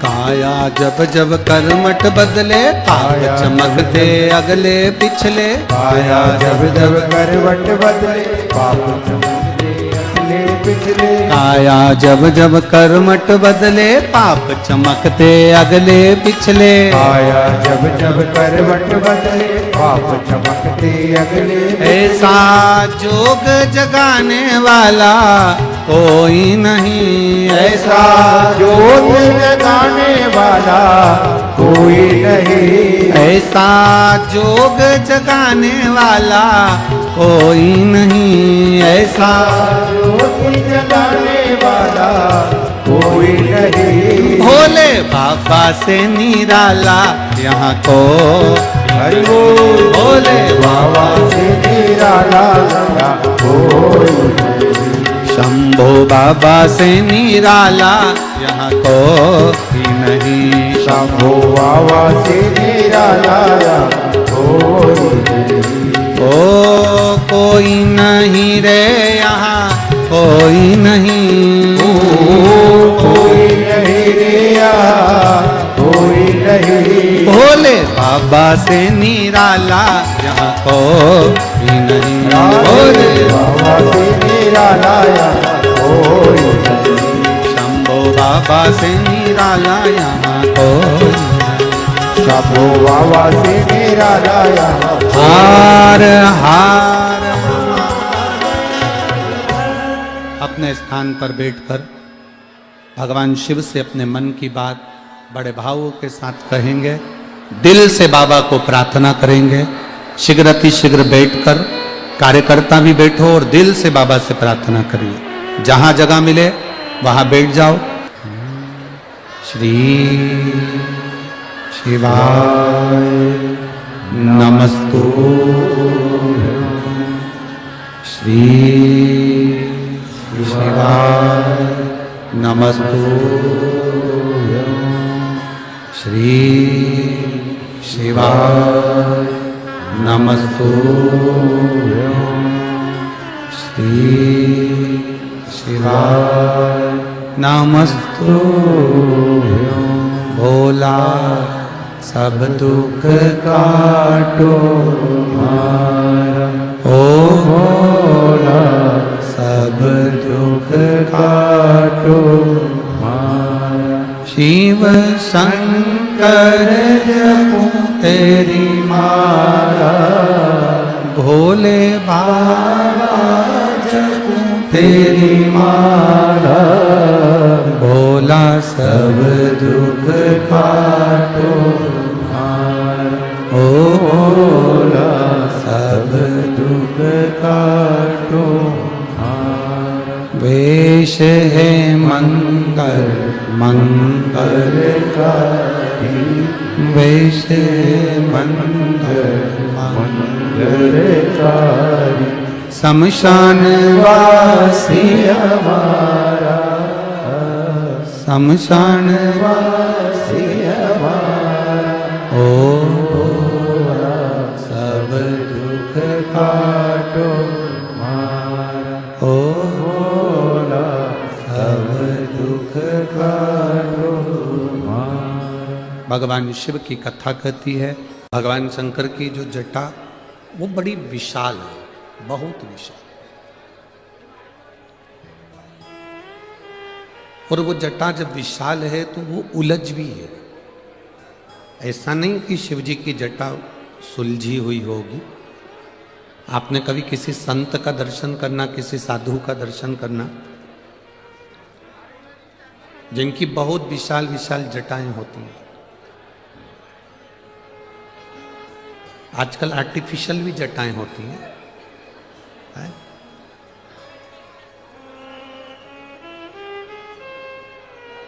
ये जितनी आर्टिफिशियल जटाएं हो गई हैं, इन्होंने हमारे संतों की जटाओं को नीचे की ओर ला दिया।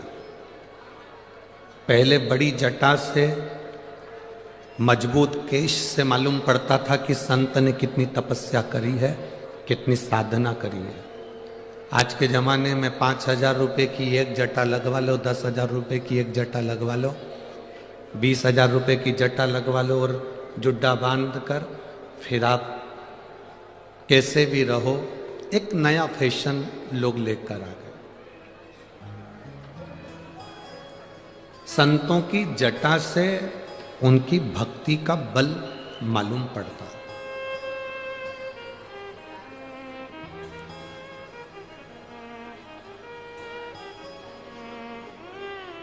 कभी आपने स्मरण करा होगा ब्रज के संत, परम पूज्य संत शिरोमणि संत, संतों के मुकुट मोर कहेंगे हम तो, परम पूज्य श्री राजेंद्र दास जी महाराज जी। सुनिए कथा राजेंद्र दास जी महाराज जी की। परम पूजनीय संत शिरोमणि श्री राजेंद्र दास महाराज जी, उनकी जटा का जब आप दर्शन करेंगे तो उनकी जटा का जब हम दर्शन करते हैं तो वो जटा का जब वो कथा करते हैं व्यासपीठ पर बैठकर, परम पूज्य संत श्री राजेंद्र दास जी महाराज जब व्यासपीठ पे बैठकर कथा का वाचन करते हैं तो उनकी जटा का दर्शन कर कर ऐसा लगता है कि स्वयं शंकर की जटा में से गंगा बह रही है और वो कथा का वाचन कर रही है। अभी ब्रजभूमि में जब कथा थी कौशिकला में, तब परम पूज्य संत शिरोमणि श्री राजेंद्र दास जी महाराज जी के पावन चरणों का दर्शन हुआ और उनसे जब मिलना हुआ तो ऐसा लगा जैसे कोई शिव की गंगा उनके कंठ से, उनकी वाणी से बह रही।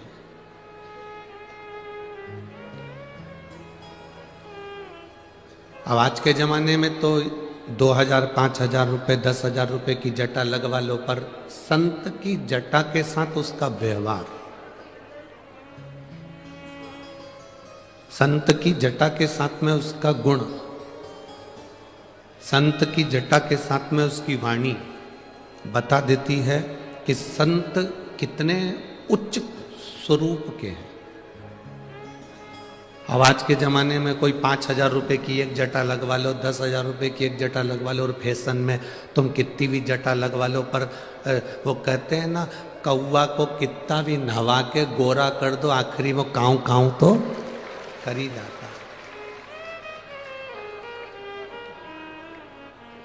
संत की पहचान अलग है, साधु की पहचान अलग है। संत शिरोमणि, संतों के सिरमौर परम पूज्य संत शिरोमणि श्री राजेंद्र दास महाराज जी का जब आप दर्शन करें, कभी टीवी पर उनकी भी कथा आती है और ब्रजरज में जब जाएं तो दर्शन करेंगे मलुक पीठाधीश्वर परम पूज्य राजेंद्र दास महाराज जी। उनकी जटा अपने आप में कहती है कि तप साधना कितनी, भजन कितना, स्मरण कितना।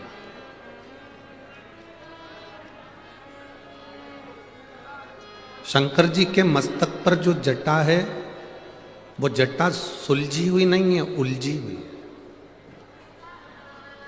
उलझी हुई जटा में से गंगा की धार बह रही है। करें दर्शन आप लोगों ने किसी फोटो में, किसी मूर्ति में, उलझी हुई जटा में से गंगा की धार बह रही है। पार्वती जी ने शिव जी से पूछा कि तुम्हारी जटा को मैं सुलझा देती हूं, आपकी इस जटा को लाओ मैं सुलझा दूं। देवाधिदेव महादेव ने कहा, पार्वती तुम चाहे कितना भी प्रयास कर लेना पर यह जटा सुलझने वाली नहीं, ये जटा सुलझेगी नहीं। तुम चाहे जितना प्रयास करो पर यह जटा नहीं सुलझे। पार्वती जी भी जिद पे अड़ गई कि आज मैं जटा सुलझा कर मानूंगी। शिव जी को लेकर माता पार्वती जी गंगा जी के घाट पर पहुंच गए।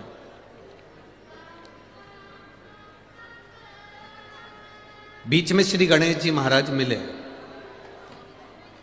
और श्री गणेश जी महाराज ने तुरंत उसी समय पर पार्वती जी और भगवान शंकर जी को देखकर प्रणाम किया। माता पिता आज दोनों, आज मेरे माता पिता प्रातः प्रातः कहां जा रहे हैं, सुबह के समय पर कहां जा रहे हैं।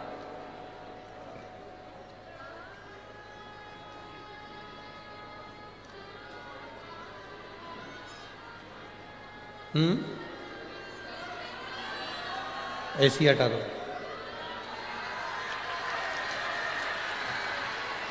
ऐसी खींचो धीरे धीरे। दो कार्यकर्ता आओ, दो कार्यकर्ता आके ऐसी हटा, ये वाला ऐसी भी हटा,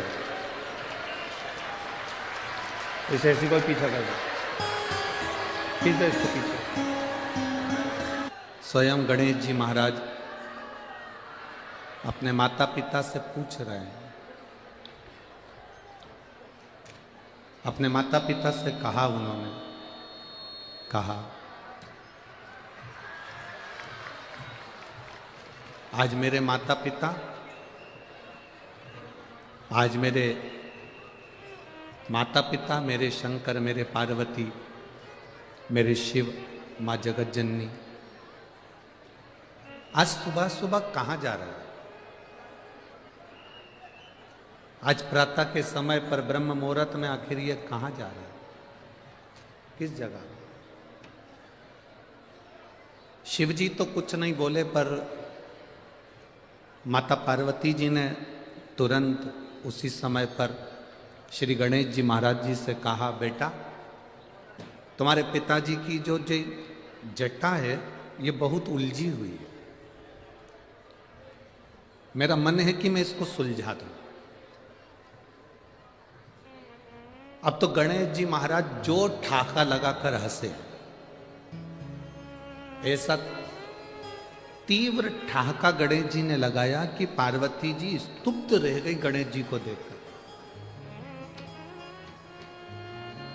विनायक, गणेश तुम हंस रहे हो? हां मां। क्यों?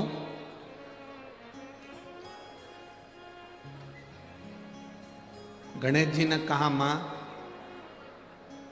जितनी जटा उलझी हुई है उतने पिताजी उलझे हुए हैं। तुम जटा सुलझा सकती हो पर पिताजी को नहीं सुलझा सकती। बहुत कठिन है सुलझाना। पार्वती जी भी जिद पकड़कर बैठी थी कि चाहे कुछ भी हो जाए आज भोलेनाथ जी की जटा में सुलझा के रहूं। शिव जी की जटा मुझे सुलझाना है, मतलब सुलझा। अब गंगा जी के घाट पर पहुंच गए भगवान शिव और पार्वती। पार्वती जी और शंकर जी दोनों गंगा जी के जल में प्रवेश कर गए और गंगा जी के जल में शिव पार्वती दोनों प्रवेश कर कर भगवान शंकर और पार्वती जब गंगा जी के जल में प्रवेश कर कर बैठे, पार्वती जी ने उनकी जटा खोलना प्रारंभ करी। जटा की मात्र एक लट, जटा की मात्र एक लट जटा की पार्वती जी ने खोली, केवल एक लट।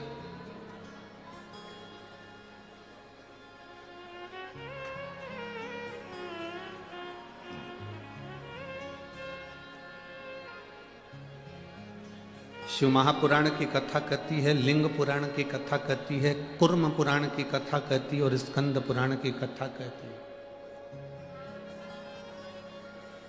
शिव जी की केवल एक लट को पार्वती जी को सुलझाने में 1000 वर्ष लग गए थे।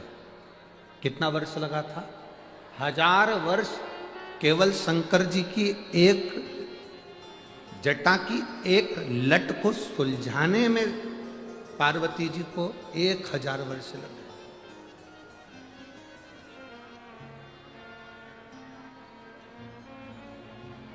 हजार वर्ष निकल गए पर वो लट नहीं सुलझी।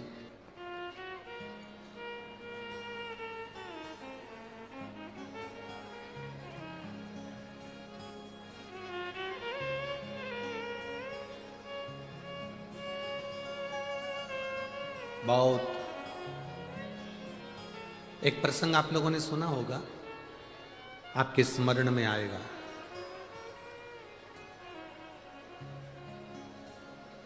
राधा जी का एक भजन आप लोगों ने सुना है? वो भगवान कृष्ण से कहती हैं, महाराज उलझी लट सुलझा जइयो मोहन, मेरे हाथ मेहंदी लगी। उलझी लट सुलझा जइयो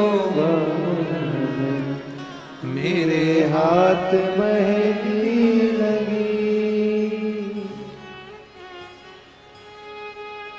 राधा जी भगवान कृष्ण से कह रही हैं कि मेरी उलझी हुई लट को सुलझा दो, मेरे हाथ में मेहंदी लगी।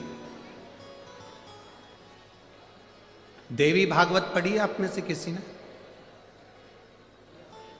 एक बार मौका मिले तो गीता प्रेस गोरखपुर की देवी भागवत पढ़ो, एक बार मौका मिले तो गीता प्रेस गोरखपुर की स्कंद पुराण पढ़ो, एक बार मौका मिले तो गीता प्रेस गोरखपुर की शिव महापुराण को पढ़ो, लिंग पुराण को पढ़ो, उसमें एक संवाद मिलता है कि ये कृष्ण और राधा कौन है।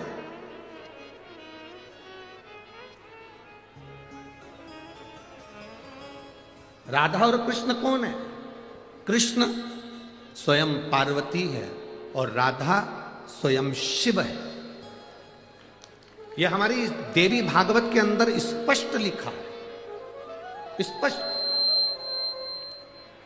कि राधा शिव है और पार्वती जी कृष्ण है। यह देवी भागवत के अंतर्गत वर्णन। अब जब शंकर भगवान स्वयं राधा जी के रूप में हो गए और पार्वती जी स्वयं कृष्ण के रूप में हो गई, तो वो कह रही हैं कि मेरी उलझी लट सुलझा दो। क्यों? सतयुग में ना जाने कितने कितने युग निकल गए, किसी युग में भगवान शंकर की जटा को सुलझाने वाला कोई जन्म ही नहीं लिया।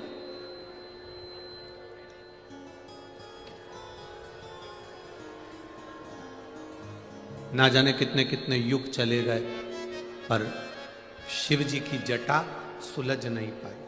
कितने युग, कितने, शंकर भगवान की जटा नहीं सुलझ पाई। सतयुग निकल जाए, त्रेता निकल जाए, द्वापर आ जाए, द्वापर में राधा और कृष्ण के रूप में भी शंकर पार्वती हो गए, तो भी कह रहे हैं कि लट सुलझा के बता दो प्रभु। बहुत कठिन।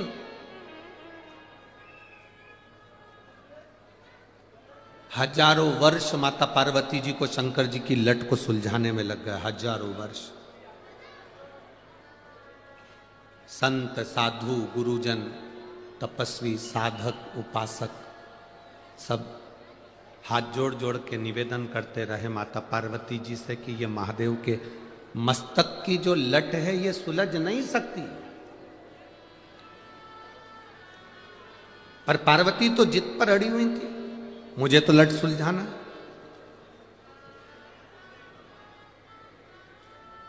कभी कभी कोई कोई बात ऐसी होती है जो पति अपनी पत्नी को नहीं बताता, पर पत्नी भी कभी कभी जिद पकड़ कर बैठती है कि मुझे वो बात जरूर बताओ जो तुम्हारी मम्मी ने तुमसे कही। तुम्हें बताना पड़े, तुम्हें कहना पड़े।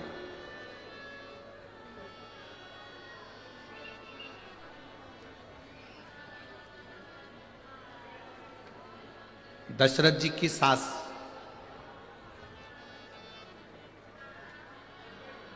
किनकी सास? जम के बोलो जरा।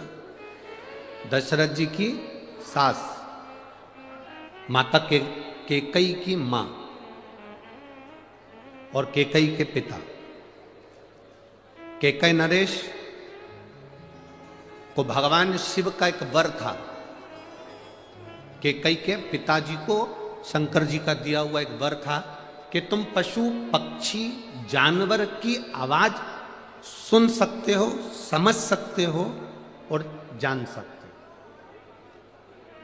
पक्षी आपस में क्या बात कर रहे हैं ये आप जान सकते हो, पशु आपस में क्या बात कर रहे हैं ये आप जान सकते हो। दशरथ जी के ससुर को शंकर जी का वर था, केकई नरेश को। अब केकई नरेश को तो ये वर था कि आपको ये वर है कि आप पक्षी की आवाज पहचान सकते हो, पशु की आवाज पहचान सकते हो, जानवर की आवाज पहचान सकते हो, क्या बोल रहा है आप समझ सकते हो। पर केकई नरेश, तुम्हें हमने वर दिया है कि तुम पक्षी की आवाज पहचान जाओगे, पर तुम याद रखना जिस दिन तुमने पक्षी क्या बात कर रहे हैं, पशु क्या बात कर रहे हैं, जानवर क्या बात कर रहे हैं, इस बात को किसी दूसरे को बता दिया तो उसी क्षण तुम्हारे प्राण छूट जाएंगे, उसी क्षण तुम्हें मरना पड़ेगा, उसी क्षण तुम्हारे प्राण चले जाएंगे। केकई नरेश ने कहा ठीक है भोलेनाथ, आप मुझे वर दे दो, मैं पशु पक्षी की आवाज पहचान जाऊंगा। वर दिया, तथास्तु। अब एक बार केकई नरेश अपने छत पर घूम रहे थे, उसी समय पर दो पक्षी एक डाली पर बैठे थे और दोनों आपस में बात कर रहे थे। दो पक्षी आपस में बात कर रहे, और दोनों पक्षी जब आपस में बात करे तो केकय नरेश को हंसी आ गई। इतनी तेज हंसी केकय नरेश को आई, ऐसी तेज हंसी केकय नरेश को आई कि केकय नरेश हंसते रहे। इतने में केकई की मां केकय नरेश की पत्नी वहां पर आ गई, और धर्म पत्नी ने आते से पूछा क्यों हंस रहे हो? केकय नरेश बोले मैं बता नहीं सकता। पत्नी ने फिर पति से कहा, केकई की मां ने फिर अपने पति से कहा तुम बताओ मुझको क्यों हंस रहे हो?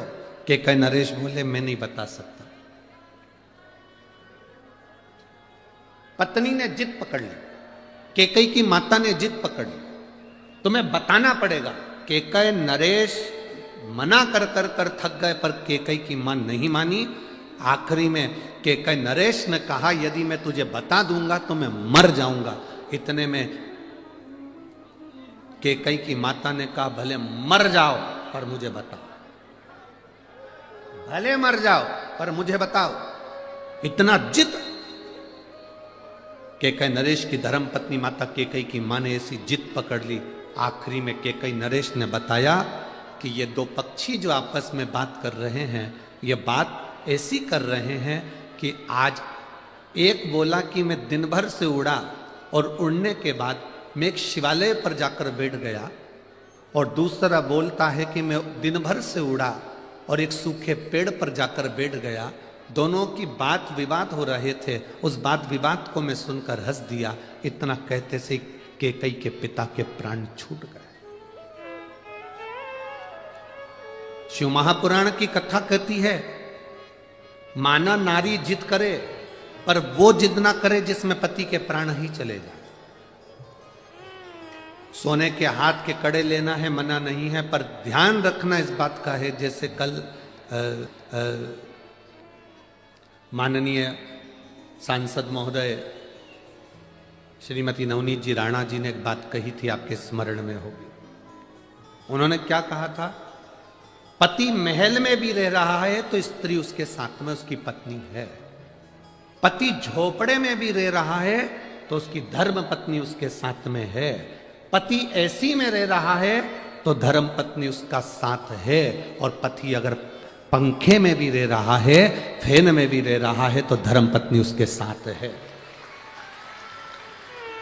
अर्थात कल उन्होंने जो कहा, एक एक नारी के हृदय में यह बात पहुंचना चाहिए।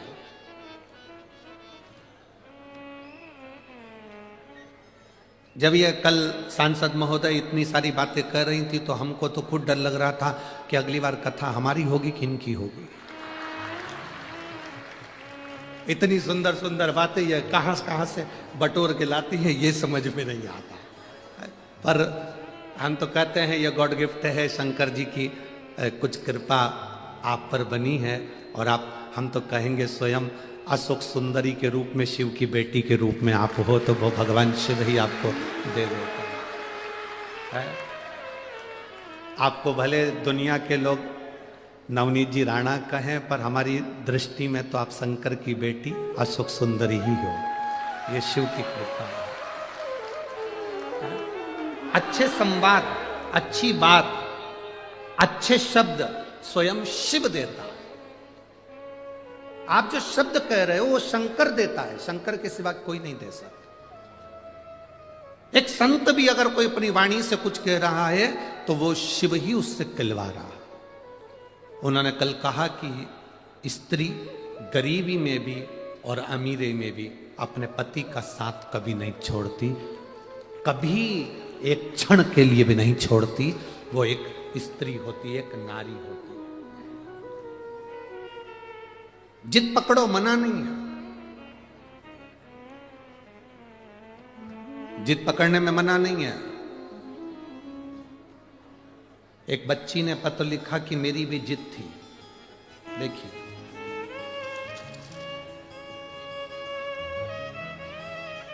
मेरा नाम पलक जोशी है, मैं बलगांव की रहने वाली हूं, मैं 11 साल की हूं। कहीं बैठी हो तो हाथ हिला सकती है। पलक जोशी, मैं 11 साल की हूं।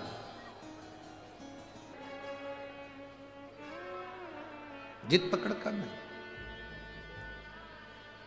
पार्वती जी एक लट को सुलझाने में 1000 वर्ष माता पार्वती जी के चले गए, लट नहीं सुलझी। पार्वती जी समझ गई कि ये लट सुलझने वाली नहीं है। शिव जी ने उस लट को वापस बांध लिया। शंकर भगवान ने जब लट को बांधा, शंकर जी ने पार्वती जी को उसी समय पर तुरंत उठाया और उठाकर सीधे अमरनाथ की गुफा में ले गए। और अमरनाथ की गुफा में जो पार्वती जी को ज्ञान दिया, पार्वती जी जान गई। शंकर भगवान का सबसे पहला अमर गुफा में जो ज्ञान था, वो ज्ञान था कि पार्वती जैसी मेरी जटा उलझी हुई है और इसको कोई सुलझा नहीं सकता, पर इस उलझी हुई जटा में से गंगा की धार दिन रात बह रही है। उसी तरह जैसे जटा उलझी है, उसी तरह पृथ्वी पर जन्म लेने वाला प्रत्येक मनुष्य संसार में उलझा रहेगा, पर गंगा की धार जैसी उसकी भक्ति निर्मल बहती रहना चाहिए। ऐसा संसार में कौन जन्मा जिसको दुख नहीं है? सब दुखी है। पत्नियां दुखी हैं, घर में गैस की टंकी नहीं है। पति दुखी है, गैस बहुत बन रही है। कौन दुखी नहीं है? पत्नी काय के लिए दुखी है? बोलो, जम के बोलो जरा। घर में गैस की टंकी नहीं है। और पति क्यों दुखी है? गैस बहुत बन रही है। दुख किसको नहीं है? संसार में सब दुखी है। सबका दुख अलग अलग है, सबकी वैरायटी का। ये मत सोचना कि सबका दुख जैसा तुम्हारा दुख है, नहीं। कोई तन दुखी, कोई मन दुखी, कोई धन बिन रहत उदास, तुलसी या संसार में सुखी राम का दास। इस संसार में केवल एक सुखी है, जो तुमने 5 दिन कथा सुनी। ये माननीय सांसद महोदय श्रीमती नवनीत जी राणा जी ने, विधायक महोदय श्री रवि जी राणा जी ने, और उनके सारे मित्र मंडली और जितने सेवक यहाँ लगे रहे। एक एक बच्चा बच्चा अब जिस भाव से सेवा करता रहा। कल कह रही थी श्रीमती नवनीत जी राणा जी, सांसद जी और रवि जी राणा जी, हम तो कुछ नहीं करे, पर गुरु जी एक बात है, एक एक अमरावती के और गांव गांव के एक एक बच्चों ने, एक एक लड़कों ने, एक एक महिलाओं ने, एक एक जवान ने सेवा में अपना पूरा समय दिया। पूरा समय।